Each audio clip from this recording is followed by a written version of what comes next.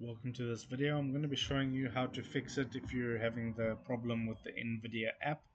Okay, so the first thing you want to do is come to the Windows 11 or 10 where it says search web and PC. Then you want to type device manager and then click on device manager.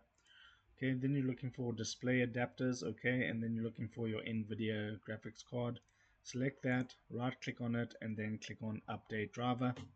Okay, and then once you have updated the driver, you want to go and click on the Windows 11 key or 10, click on settings, and then you want to click on apps, installed apps. Then you want to search for Nvidia. Okay, and then you want to go to the Nvidia app and basically hit these three lines and uninstall it. Okay, then you want to go to Google Chrome, open up a new Google Chrome, and then go to download Nvidia desktop app.